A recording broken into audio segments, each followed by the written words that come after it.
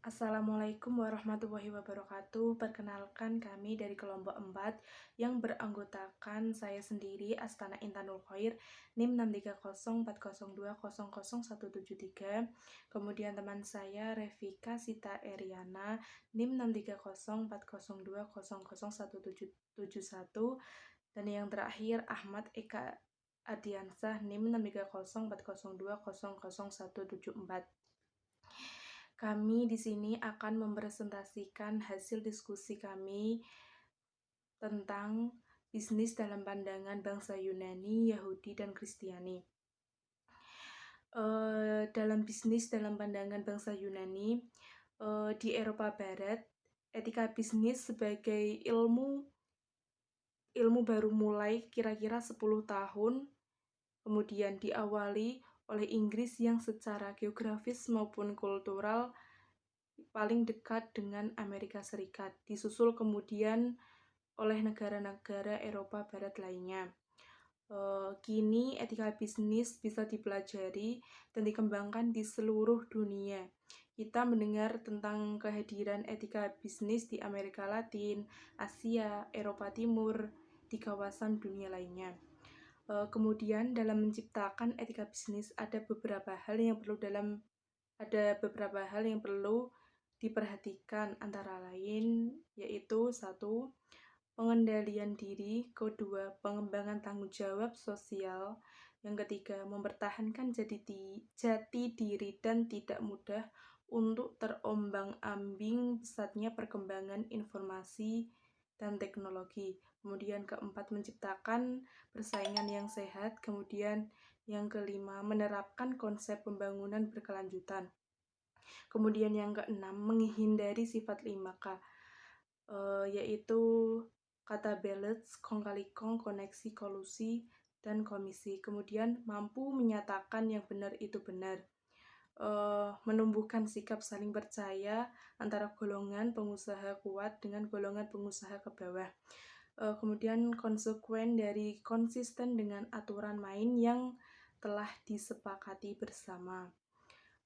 Kemudian menumbuh kembangkan kesadaran dan rasa memiliki terhadap apa yang telah disepakati.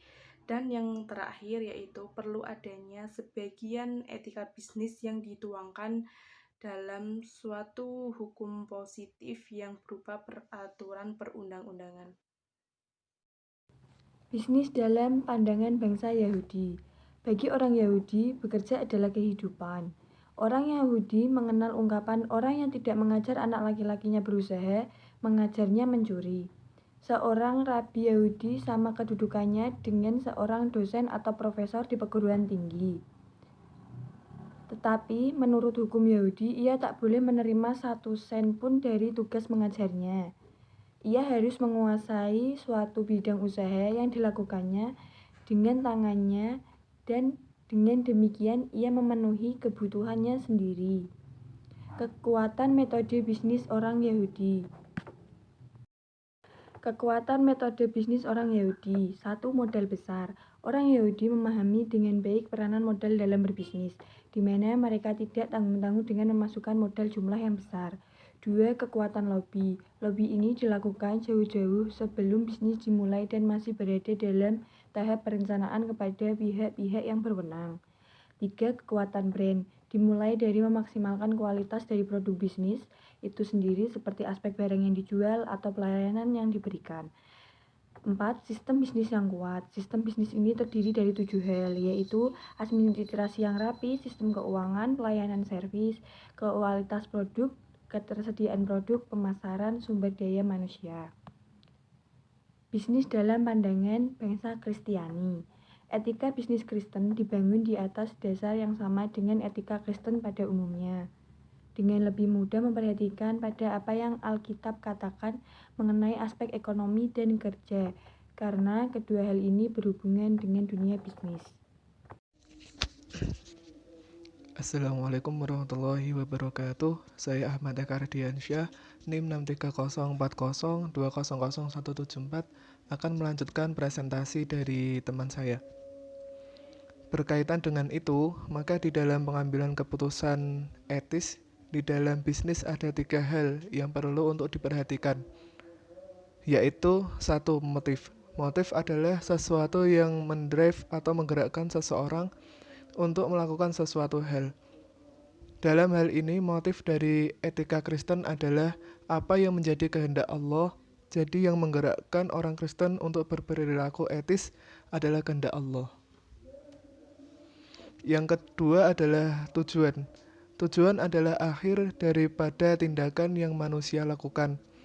Dalam hal ini, tujuan dari melakukan tindakan etis atau etika Kristen adalah melakukan segala sesuatu untuk kemuliaan Allah. Yang ketiga adalah cara atau standar.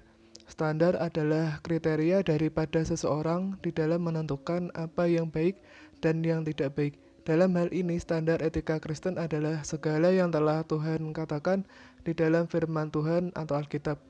Demikian juga dengan cara yang digunakan harus berdasarkan apa yang Tuhan katakan di dalam firman Tuhan atau Alkitab. Sekian presentasi dari kelompok kami. Bila ada salah kata, kami mohon maaf yang sebesar-besarnya. Wassalamualaikum warahmatullahi wabarakatuh.